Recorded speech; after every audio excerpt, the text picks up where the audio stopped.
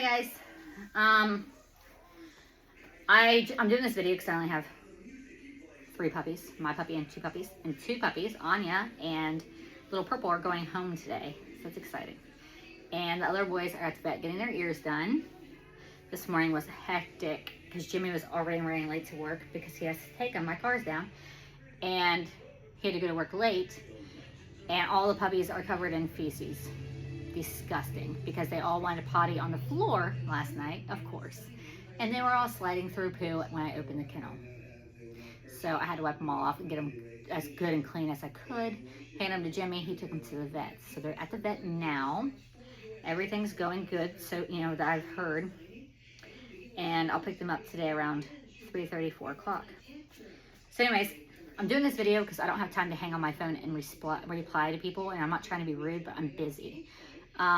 And usually when I say one thing, someone wants to say something else, and it's a long conversation, and there's multiple people, and I don't have time for that. So a video is faster, easier, less stressful. So here we go. They're asking me to mentor them in breeding, okay? Which I am a great mentor. I've been breeding for 21 years come September.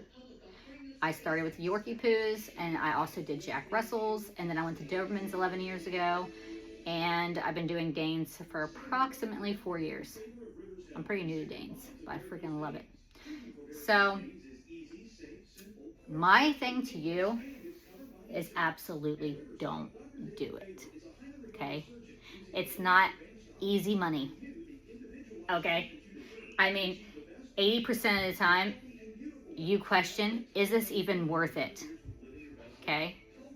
It's not like you're getting rich, but you go through a lot of hell, okay? So I'm gonna start from the breeding process through the pregnancy. In 8 weeks you have these babies, okay? And then I'll give you some examples after I'm done about things that can happen. And a ton more can happen. I just haven't experienced them yet, okay? So you get a female and a male. They're puppies. They're so cute. You love them. You do their health tests because you should, like I do, We did Embark forever and ever and ever. Then we discovered AKC does it, and AKC checks for a lot more things than Embark. So now we're doing AKC, but all the pack that we have now, the older pack, they're all Embark. So as they retire, I think we're going to weed out Embark and just do AKC because we like it better. We just did Tyrion and Sansa with AKC. My brother did Sandy with AKC. So those 3 have been AKC tested, which is super cool. And I love the results. They were perfect. They were completely clean. We got so lucky. But anyway, so you have to health test. Okay, if you don't like what you see, you better rehome your dogs, which sucks. Or you need to spay or neuter and not breed them. But that's what you have to do to be responsible, okay? If you get lucky like we did with Sansa and Tyrion and have and Sandy and have perfect health, cool, you're breeding. Then you run into issues when you're breeding, your female don't like the male. She don't like him. She looks at him like a brother or a friend, not let's go do babies, make babies, So you have to literally hold your female on a leash or a collar to get it done, or you gotta do AI. None of our Danes like Sandy because he's so huge, he's intimidating, so you have to do AI. That costs money, that takes time. So you have to take that into effect. You have to get male and female at the vet. Can both fit in your vehicle, or do you and your husband gotta do it? Does he have to take time off work? Those are things you have to think about. And then if you do natural breeding, you are way more apt to get, I'm wearing the wrong shoes. She likes my shoestrings. If you do AI, you're way more apt to get small litters. So you're spending all this money to get them pregnant, and then you only have 2 to 4 puppies, okay? I've done AI a lot, and I've ended up with 2 babies. So then after you pay your stud, because I have a stud, after you pay the vet, after you get the vaccines and buy the bedding and the toys and the dog food and all this stuff for your puppies, what are you making? Nothing. The puppies pay for all that. So you come out even. But what? You worked, You socialized the babies and gave them attention, and what happened? You didn't make nothing for your time, okay? You got to consider all this. So you finally get them bred. You're happy because it took, whether it was natural, whether it was AI, you got them bred. 21 days, usually you can do confirmation by ultrasound, which I do my own ultrasounds now. I invested and just bought one. That helps. instead of the vet doing it. Or you can just wait until about 45 days and then you can actually see they're pregnant, because that's when they start growing a belly. Unless you're Bella. She's only like 34 days and she's already growing a little belly. Super cute. But anyway, so you got confirmation 21 days, you're pregnant, you're super excited. Now you need to start doctoring your females' meals. You have to add egg, you have to add cottage cheese. I keep saying cottage cheese. You have to add, this is the third time I've done this video. I keep getting interrupted. But anyways, so you have to add Greek yogurt because it has protein, it has all kinds of good stuff in there for them, tons. So you have to add that, an egg, to their breakfast. You have to feed them more calories, so you're feeding them more of their kibble because they're making babies. They're not like humans making one. We don't require that much extra calories because our babies eat teeny, beeny, beeny. We don't have to eat much when we're pregnant. When you're a freaking female dog and you are making 9 to 12 babies, yes, you have to eat a lot more calories, okay? So your grocery bill went up because now you have to get that mommy more nutrients. A lot of breeders will do a puppy chow, a good puppy chow for their moms. I don't, because I just feed them a lot of healthy food I have, or I cook for them and I make awesome high calorie, high protein food with their adult kibble. I've never had any issues. So you gotta do that, okay? Everything's good, the birth comes. Be prepared to be awake for 24 to 48 hours. And that's no joke, I'm serious. 24 to 48 hours, and I've done it. Gypsy was my longest, and it was a 52-hour day, okay? Her first stage was the longest first stage I've ever had, and I'm with them for the first stage because you never know how long it's gonna last. It could be 10 hours, 8 hours. It could be 28, like Gypsy's first, okay? I don't know what it was, honestly. It's been forever ago. It was either 26 to 30 hours, her first stage. And she was digging, she was nesting, everything. So we took her to the vet because I'm freaking out. Like, I've never had this happen. I've been breeding all these years. Like, what is going on? Her water breaks at the vet and she starts pushing. I'm like, oh crap. We get her home right before she delivered her first puppy. Everything was okay, okay? But you have to experience these things. Then the pushing puppies out is another, hey, stop. The pushing the puppies out is another 6 to 10 hours, okay? Or longer, depending on the breed. Great Danes sometimes take longer. So plan to be awake 24 to 50 hours straight. And you're stuck in a bedroom with your dog. And then you get these idiot people that just have no common sense. Or they're ignorant. I don't know. And this is why I don't record my births anymore. Because you get people screaming, why are you intervening? Why are you helping? Let nature take its course. Okay, for those people. If you let nature take its course, you're having a litter of 4 or 5. That's it. What happens to the other 4 or 10 or 6 puppies? Hey, no. No. No. They're eating the crap out of that pool. Anyway, what happens to the other ones? They die. Why do they die?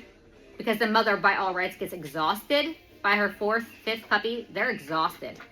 So they'll push these babies out, and they'll just let them lay behind them in the bag, in the sack. They'll just let them lay there in the sack. So what happens if you don't get that baby out fast enough? It drowns, and it suffocates, and it dies. Because you let nature take its course, and you went to bed and let your mom do what she had to do. You ended up with 4 to 5 live pups. The rest are dead. That's not just money. That's not just your income. That's a life, okay? That's a lot of blessed, happy people that could have had that baby, and that baby could have had a great life because you neglected the dog. So yes, I stay with my dogs the entire time. I work with my dogs and I help them. I give them calcium supplements as they're giving birth. I feed them, snacks. Sometimes I give them Greek yogurt because they actually like that, and we eat it during birth. We give them raw meat. They like raw meat. Hey, no, hold on, guys. So we get them snacks while they're delivering. We're asking them constantly if they want water because they will not leave their area you have them in, whether it's the floor with blankets, a birthing box, a whelping box, a pool, whatever you're using. They will not leave that when they're birthing, okay? So they won't drink, they won't eat nothing unless you bring it to them, which I do because that's what the moms need. They need the water, they need the calories, the energy to finish their job. Like I said, around 5 or 6 pups, you have to help. You have to rip them out of the sack. You have to cut the cord. You got to clear their lungs and scrub them dry. Because at this point, mom's exhausted and all she can do is push. And her pushes are really weak, but they're enough to finally get the puppy out after so many of them. Okay, she's exhausted. So now your whole litter's been born. You have to clean her whelping box, her pool, the floor, whatever. You have to clean it. What I usually do is I just get a bucket of Pine Sol and I wash, or I mop, or I use a washcloth and scrub. I put babies in a laundry basket. Mom's crying and freaking out the whole time, but whatever. And I clean, put fresh bedding down, and then I let mommy go back with the babies. And then you have your laundry. At this point, you have like 15 nasty, soiled, bloody, yucky towels. You gotta do laundry. So you've been awake, mind you, 24 to 48 hours, you're exhausted. You have your other dogs you gotta take care of now. You started your laundry. You gotta feed your dogs. You gotta do whatever you gotta do around the house. And then you gotta check on mom, make sure puppy's okay. You're lucky to get an hour or 2 nap. You are awake, you're exhausted, you're in like a haze all day long because that takes it out of you. Not to mention when you're my age and you're sitting on the floor for that many hours, you are stiff, okay? Your back hurts, you're sore. You feel like someone just beat you with a baseball bat. Your body didn't sleep to recover, so you are just sore, okay? And then you gotta take care of your other dogs. And then you get an hour or 2 nap, and then you're at it again, okay? Usually you do lose a puppy every so many litters, sometimes every litter, depending on the mom. My first ever Doberman, Karma, the love, oh, I loved her. She had huge litters, and she was pretty small. She was 60 pounds. That's basically average, but she was 60 pounds, and she had anywhere from 12 to 13 puppies, so she always lost 1 or 2. And it's basically because they didn't have enough nutrients when they were in her, because, you know, or not enough room to move. I don't know, but they didn't make it after birth. So you have that as well. What are you going to do with your puppies? You know, when they die. It happens. So the puppies are born. You finally get your 2-hour nap. Let's go ahead. They're 3 weeks old. Well, between 1 and 3 weeks, you're changing their bedding every single day. Just once a day. It's super awesome. It's a break. So for the first 1, 2, 3 weeks, you just wash what they're laying on. Whether it's blankets, towels, rugs. I use rugs. You're washing it every single day. So you have to make sure your washer and dryer are empty so you can take care of your mother's laundry. Okay? Mother is still eating a very high calorie content diet. She is eating 3 to 4 times more than what she was eating before pregnancy. Okay? Period. They have to, or they're going to get very skinny. They get very skinny when I'm feeding them that much. Okay? People yell at me then, you're not feeding your dog enough. I'm telling you, people are really critical and they have no idea what they're talking about. So anyway, 3 weeks you're doing your puppy mash, and you are, there's your babies. You're doing puppy mash, which is pancake consistency, and I do their puppy chow or their adult, depending Great Dane or Doberman. And I do eggs, and I do Greek yogurt, goat milk, and you mix it in a blender, and they eat that for the first week. At 4 weeks old, you start with your litter, because mom is no longer doing their poo. So you start with the litter, train them to the litter. So you're in there at least 6 times a day, maybe more. And you're feeding them 3 times a day. So breakfast, lunch, and dinner. And then you gotta wipe them off a lot because they get so messy. So anyways, around 4 weeks, you start making it a little thicker, kind of like an oatmeal consistency. And then by 5 weeks, they should just be eating it soaked. You know, you let it soak with hot water for a couple hours to get it soft. At 5 weeks, they come out to the kennel from my setup, and they have the pool and the outside area to go potty with the dog door. 80% of the time, they're pretty good. The other 20%, it's disgusting in here, okay? You guys don't see it because I keep it clean. I'm a clean freak. But it's not easy. It's a lot of work. So between 5 weeks and, I would say 7 weeks, every puppy on average shits 8 to 10 times a day. Okay? 8 to 10 times a day. Say you have a litter of 8 or 12, because I've had 12 in a litter. That's a lot. You gotta clean out here constantly. And then what do you do with your poop? That's another thing to think about. Okay? What do you do with all your bedding? I went to the pellets simply because they disintegrate. Super awesome. So I just literally dragged my pole out. I did it this morning. They have fresh bedding for the ear babies. I like fresh everything. This is fresh. Everything's fresh. I just drag my pole out when it's almost powdery, and I throw it over my hill because the rain just washes it away. Super easy to get rid of. Before, I would use the pine shavings, and literally, it was 2 big trash bags of bedding. You gotta figure out how to get rid of that. That's a lot of trash, okay? From 5 weeks to 8 weeks, they're out in their kennel. They're doing great. They're eating a lot more. You have to plan on doing about 20 to 30 cups a day per litter. So you got to take into effect the cost of your dog food.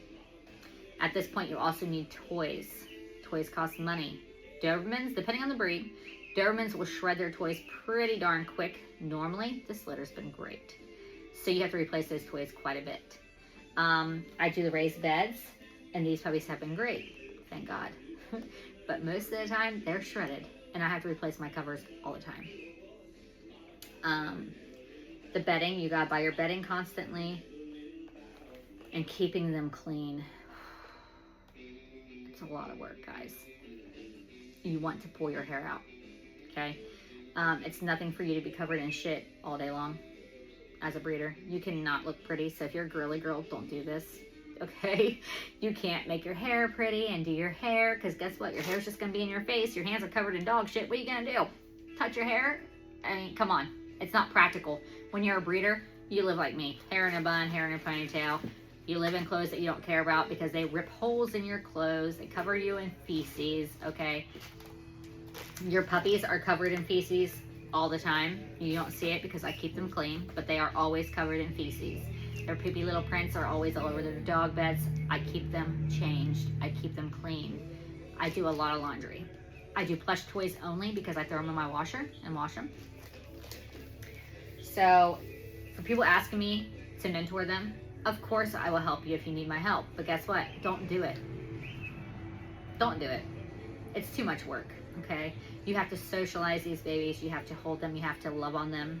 You have to make them love people. That takes a lot of work, dedication, and time. Not all puppies and not all breeds just come out loving humans. The Dobermans do not. You really got to hold them and work on them.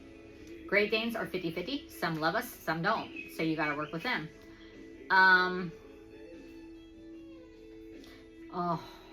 The worst thing for me is the screaming. I don't have patience for it, man. Oh, it irks me. I have really bad headaches. I get headaches really, really bad. I live on ibuprofen. And the way they scream for you to hold them, for you to play with them when you're walking outside is insane.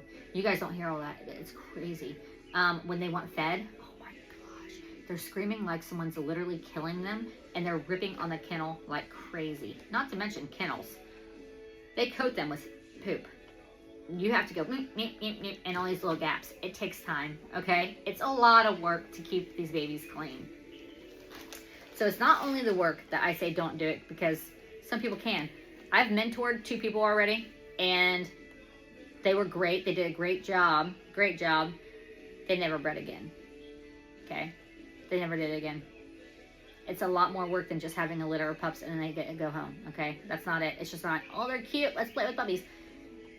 Your time to play with puppies and enjoy having puppies is 20% of the time. That's it. 80% you are scrubbing. You are scrubbing and you are cleaning and you are working your ass off. You're sweating and you need to shower a ton, especially in the summer. Sorry, babies.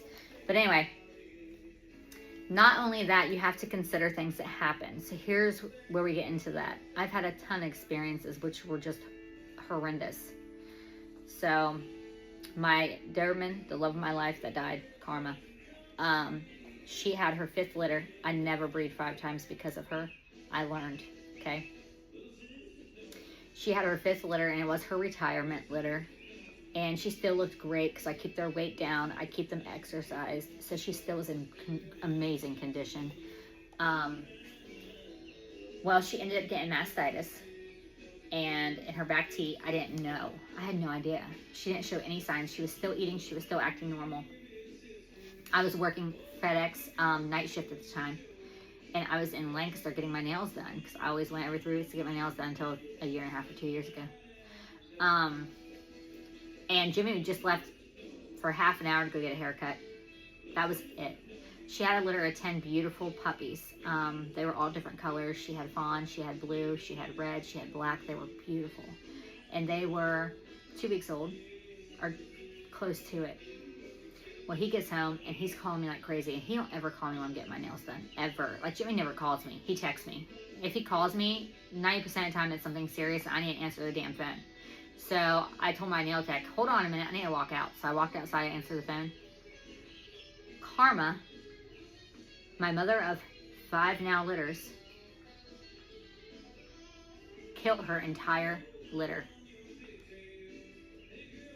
Killed them all. She literally crushed their skulls. That was the most devastating phone call I ever got. They were all sold. I had to break 10 families' hearts and let them know my mother killed their baby. And I was freaking out. Anyway, 10 grand later, she had to be spayed because she had pyometria. She had a horrible mastitis in her back teeth, and it busted her teeth open, so they had to pack it. It was really bad. She almost died several times. Like, it was a huge process to get her back to where she needed to be, and she's so stubborn. My gosh, Dobermans. We had to pry her mouth open to shove her pills down her throat because she did not want them. But they were keeping her alive. I mean, she was on tons of antibiotics. She was on tons of tranquilizers because she didn't remember killing her puppy, so she was losing it, trying to find her babies. She literally ripped through our entire couch, shredded it, looking for these babies. She shredded our recliner, looking for her babies. She was freaking out. She was screaming and crying all day. That was the worst thing we've ever experienced. It was horrendous, horrendous. Not to mention one baby was still alive, but barely. Like, it was still breathing when Jimmy found it. It was completely disfigured and completely crushed. He had to finish it off. He had to do the humane thing, which is awful. It was a blessing I was not home. I don't know what I would have done, okay? So I had to refund all of them people. I had to take care of my girl, and I spent 10 grand. Not to mention, it was heartbreaking and devastating. So that was the worst experience I've ever had. And then take you back a year and a half from now. I used to allow people to visit my puppies. I used to allow people to come and see them and love on them because it was good socialization. It really is, you know? But then I realized I'm not a pet store. And I can't disinfect the way the pet stores can. And I ended up getting a parasite, which made my puppies so sick from somebody's shoes. Somebody brought something in. And I had 3 visitors that week. So, I mean, and it's no one's fault. It's not like they knew, so it's not like I can pinpoint or even care, honestly. But the litter they seen was my older litter. I had 2 litters. And because I didn't know I had this, whatever it was, I would take care of them babies, and then I would go into my house and walk around like normal. I tracked it to my infants. So the ones out here that were, I think, 6 weeks old, they got really bad diarrhea, vomiting, loss of appetite. It only lasted 24 hours, and they were fine.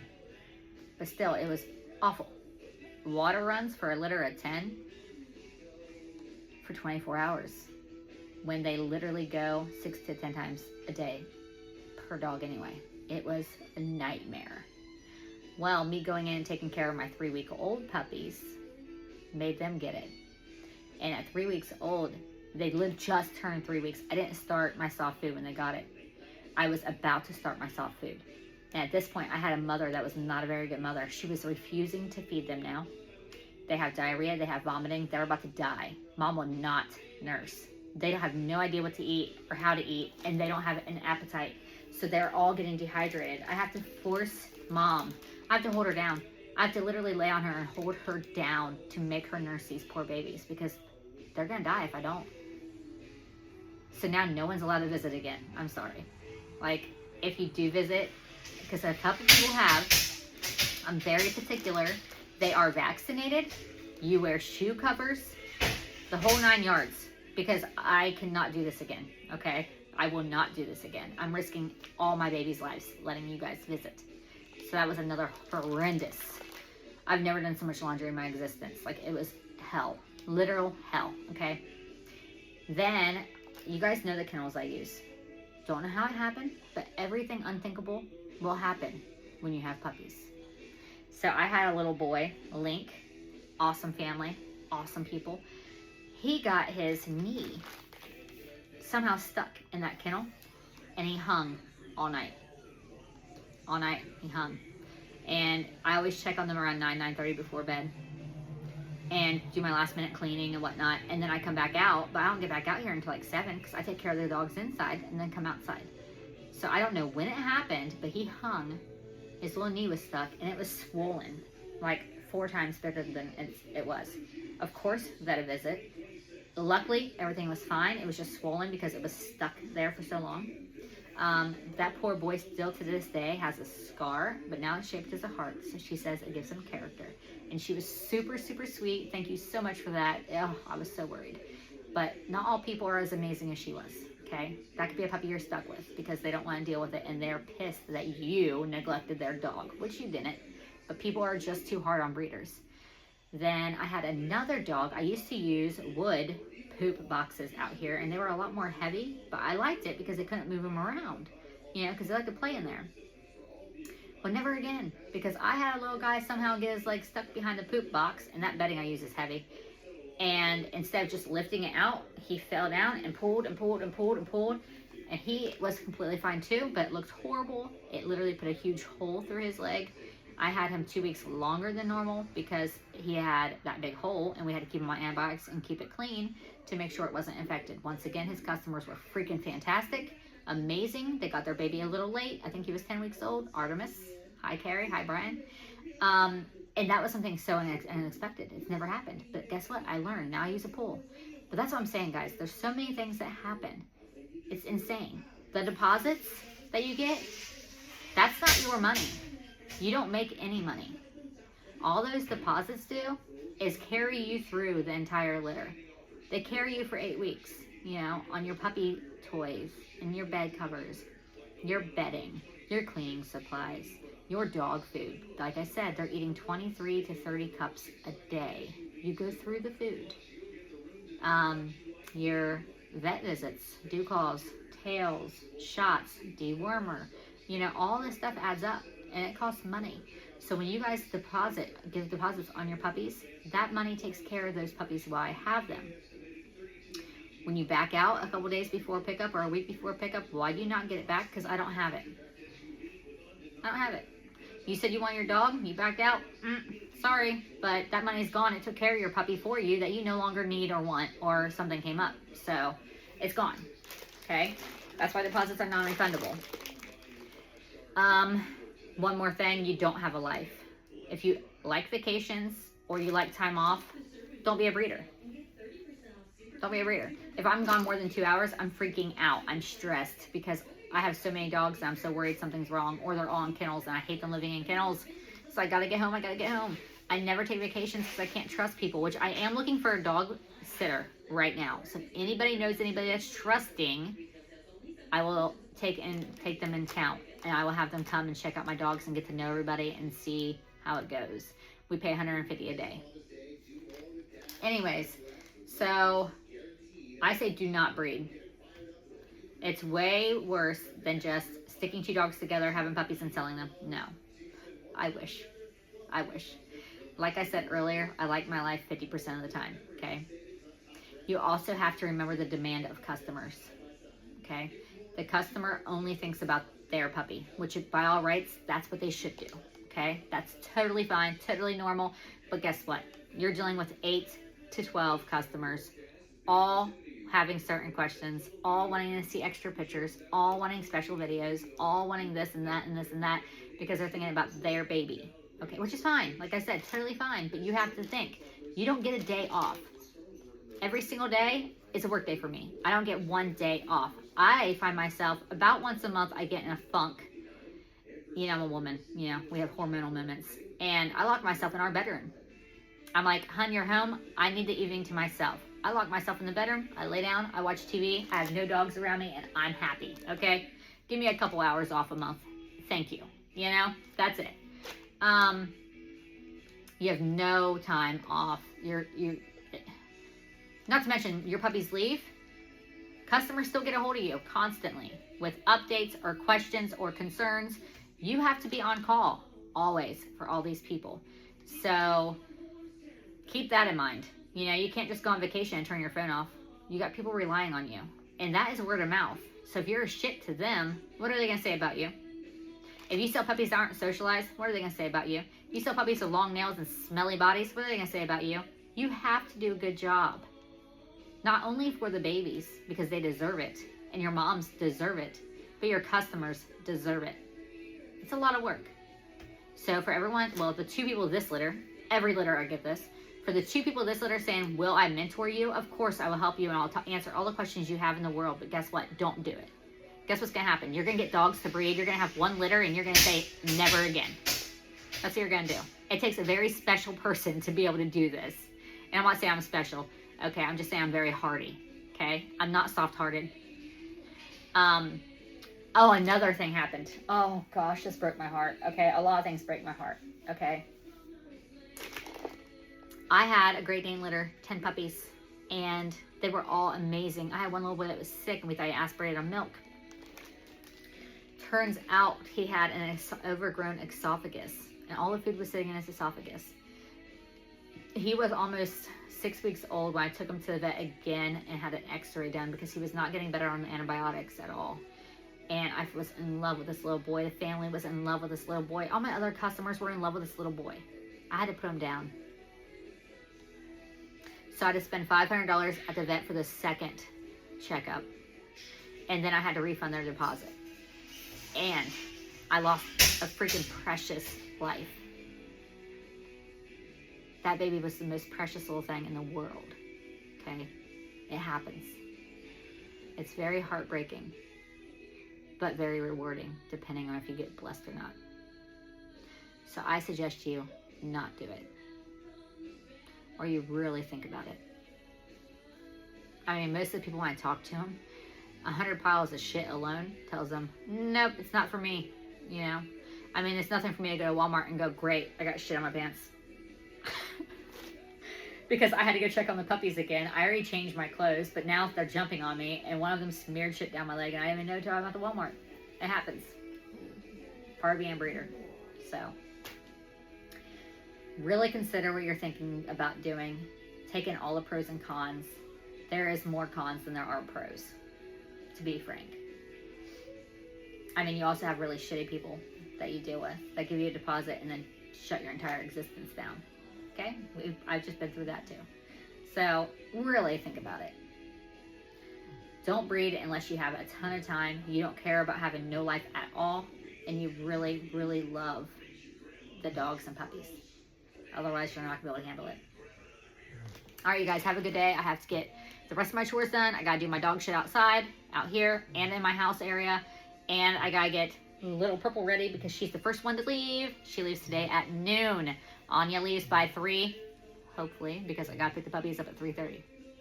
So hopefully. I got to leave here around 3:15, 3:30.